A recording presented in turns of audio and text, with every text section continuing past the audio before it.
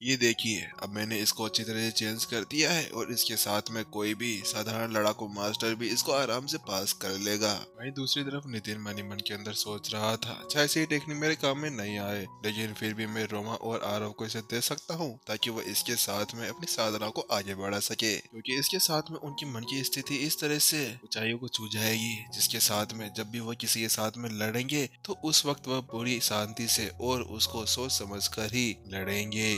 और इससे भी बड़ी बात तो यह है कि अगर लड़ाकू मास्टर्स ने इस टेक्निक को अच्छी तरह से सीख लिया तो उसके बाद में उनका लड़ाई का कौशल पहले से भी ज्यादा ऊंचाइयों तक पहुंच पाएगा। उस पूरी मैनुअल को देखने के बाद में अब एल्डर की आंखें चमक उठी थी और वह गहराई से झुकते हुए नितिन को कहता है, मैं सभी कॉम्बैट मास्टर्स की तरफ से आपको धन्यवाद देता हूँ। वही दूसरी तरफ एल्डर को इस तरह से ज्यादा ही पोलाइट होते हुए देख नितिन ने कहा, नहीं नहीं, आपको ऐसा करने की कोई भी जरूरत नहीं है, हम सभी मास्टर टीचर्स हैं और हमारे लिए मनुष्य की सेफ्टी ही सबसे ज्यादा जरूरी है और आप भी वही काम कर रहे थे, इसीलिए आपको ऐसा कुछ करने की जरूरत नहीं है। क्योंकि ये देखते हुए कि ये ओल्ड एंसेस्टर किस तरह से इतने समय तक अपनी आत्मा को केवल लड़ाकू मास्टर्स को ताकतवर बनाने के लिए ही रखे गए थे, इसी के साथ में नितिन उनके साथ में कुछ ऐसा नहीं करना चाहता था। उसके बाद में एल्डर ने एक बड़ी सी मुस्कान के साथ में नितिन से कहा, क्या आप इस हार्ट डिवीजन के एक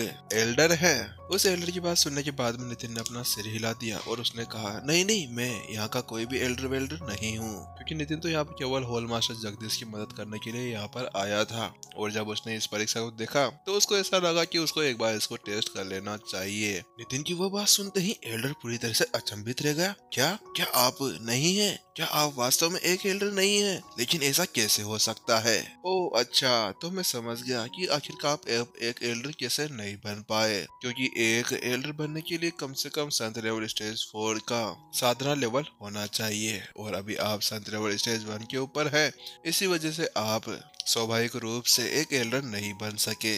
यही सोचते हुए वह एल्डर अब पूरी तरह से निराश हो चुके थे, क्योंकि वह जानते थे कि अगर सामने वाला युवक इस हर्ट डिवीजन का एक एल्डर होता तो ये इसके लिए बहुत ही ज्यादा अच्छा होने वाला था, क्योंकि इससे ज्यादा अच्छा उम्मीदवार उसे कहीं पर मिल ही नहीं सकता था।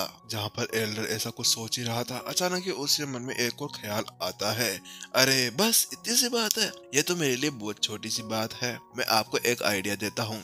देखिए, अभी आपकी साधना उस लेवल तक नहीं पहुंची है कि आप एल्डर बन सके और मैं एक हार्ट डिवीजन का संस्थापक हूँ, इसी वजह से मैं आपको यहाँ का एक एल्डर बना सकता हूँ। लेकिन जब आप अपनी साधना को पूरी तरह से कंप्लीट कर लेंगे तो उसके बाद में आप आसानी से यहाँ का एल्डर बन जाएंगे। उससे पहले मैं आपको यहाँ की पूरी चीजें दे दूंगा।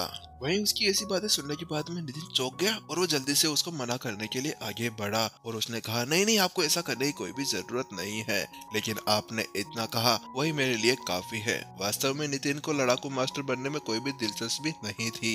जहाँ पर नितिन अपने शब्दों के बीच में था, उससे पहले ही उसके सामने वाले बुजुर्ग ने अपनी सभी चीजें करना शुरू कर दिया था और आसपास की सभी चीजों को एकत्र करने लगा था।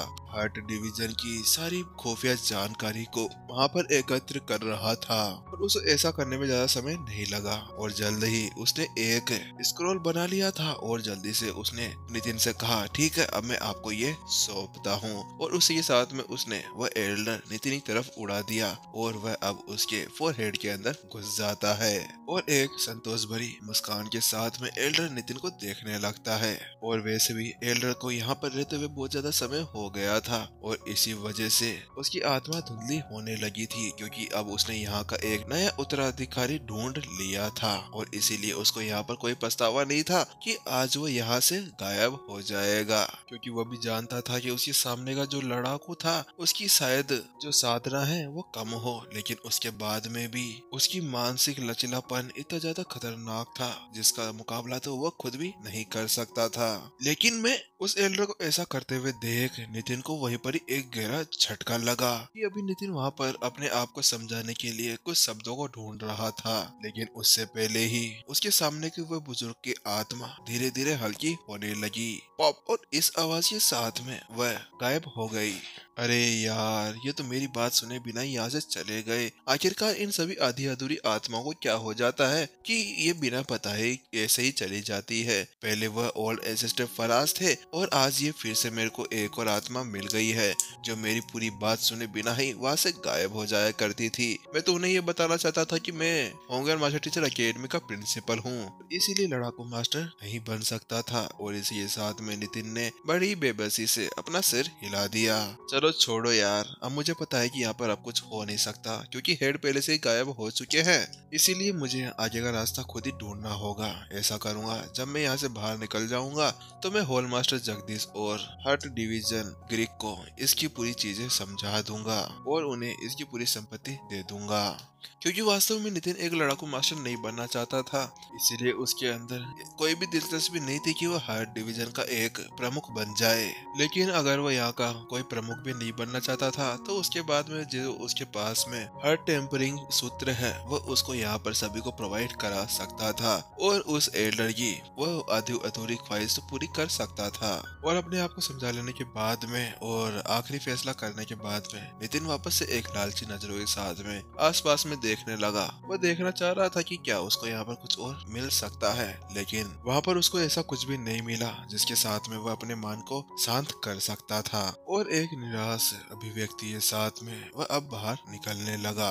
हालांकि जिससे पहले कि वह गैलरी के अंदर पहुंच पाता उससे पहले ही और उसके ऊपर तेज दबाव महसूस होने लगा जो उसके सारे 6 सेंसेस को एक्टिवेट कर चुका था। और उस एनर्जी को महसूस करने के बाद में उसके पूरे रोंगटे खड़े हो चुके थे। और ये देखते हुए कि उसके ऊपर कोई बड़ा खतरा आ रहा था, उसने बिना किसी देरी के जल्दी से स्वर्ग की स्टेपिंग आर्ट टेक्निक का यूज करते हुए वहाँ से गायब हो गया।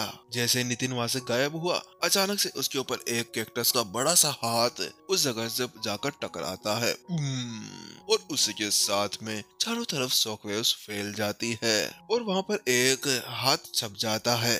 नितिन ने वह अटैक डोज किया ही था कि अचानक से उसने महसूस किया कि उसके ऊपर की हवा का दबाव पूरी तरह से बढ़ चुका था। ऐसा लग रहा था कि वह हवा का दबाव अभी उसे एक कागज के अंदर तब्दील कर देगा।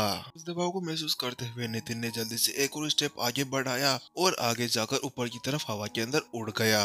जहाँ पर वह हवा के अंदर उड़ा ही था और इसी के साथ में उस पूरी बिल्डिंग के अंदर एक लाइट छा जाती है जो अभी नितिन के रास्ते के अंदर ही थी, जो उसको किसी भी पल कुचल सकती थी अगर उसने यहाँ पर कोई भी जवाबी कार्रवाई नहीं की तो।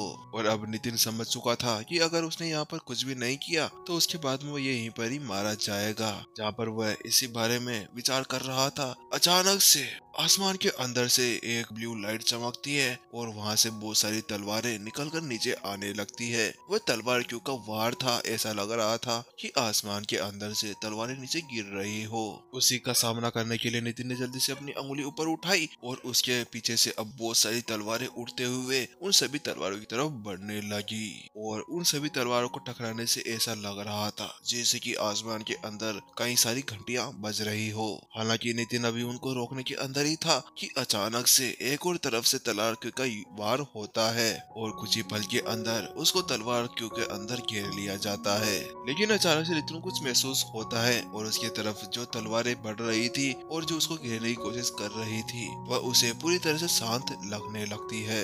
ऐसा लग रहा था कि उनके अंदर कोई गति ही ना हो और अभी वह एक अलग ही डायमेंशन के अंदर पहुंच चुका था। इस वक्त नितिन उस सूत्र का यूज कर रहा था जो अभी अभी उसने सीखा था। वास्तव में यह सूत्र तो मेरे काम में आ गया क्योंकि ये तो मेरी मानसिक स्थिति को बिल्कुल जटिल बना दिया है। उसके साथ में ही नितिन अब अपने आप को छोटा से छोटा करना शुरू कर देता है और वह अब 1.8 मीटर तक का हो चुका था और उसी के साथ में जल्दी से वह वहाँ से बाहर निकल जाता है। लेकिन जैसे ही वह वहाँ से बाहर निकलता है अचानक से उसके ऊपर एक और पाम अटैक आ जाता है।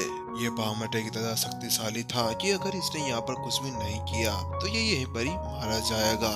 उसी के साथ में उसने जल्दी से असीम मल्हार का यूज किया और वो वहाँ से टेलीपोर्ट हो जाता है और एक जगह पर जाने के बाद में जल्दी से वह टेप करता है। हालांकि उसके ऊपर एक और पाम अटैक आ रहा था लेकिन उससे पहले ही नितिन ने आसमान के अंदर एक टेप कर दिया था वैंग और उसी के साथ में जो उसके ऊपर पाम अटैक आ रहा था वो अपनी जगह के ऊपर ही रुक जाता है। नितिन अभी उस एल्डर की दी हुई जानकारी के ऊपर निर्भर था और उसी का यूज करते हुए अब वह इस पूरे हॉल के ऊपर काबू कर चुका था। नितिन जब उस गैलरी से बाहर निकला था तभी उसको इसका एहसास हो गया था कि यहाँ पर आसपास में जितनी भी ज्यादा शक्तियाँ भरी हुई है वह उनसे नहीं बच सकता था।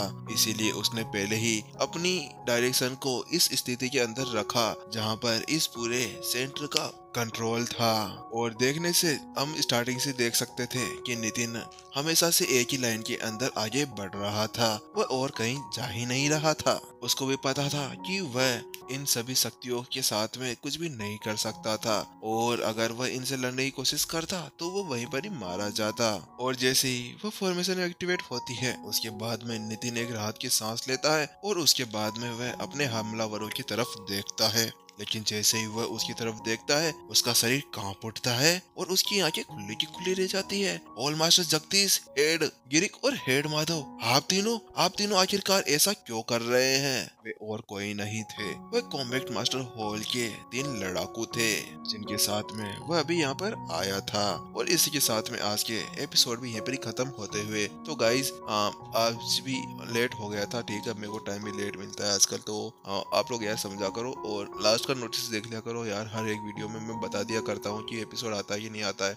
अभी ये वाले एपिसोड भी मैंने 5:30 बजे से और अब तक अभी रिकॉर्ड हुए जाके, ठीक है, तो इसी वजह से नहीं आ पाए थे। और अभी स्क्रिप्ट का भी ये सीन है क्योंकि सुबह से मैं फ्री नहीं था। टेलीग्राम पे अगर आप लोग नहीं हो ना तो टेलीग्राम पे आप ज्वाइन हो सकते हो, ठीक है, स्टोरी हैप्टिक्स के नाम से है, वहाँ पे जाके ज्वाइन हो जाओ, आपको वहाँ पे नोटिफिकेशन मिल जाता है, बंदों को मैं बता देता हूँ वहीं पे ही। और यार गाइज प्लीज चलो छोड़, आप लोगों को बोलना वैसे भी सही नहीं होगा, रहने दो, आपको जो इच्छा वो कर सकते हो, आप सब्सक्राइब करो अनसब्सक्राइब करो, आपकी इच्छा। ओके बाय बाय, चलो मिलते हैं हम सभी नेक्स्ट एपिसोड के अंदर।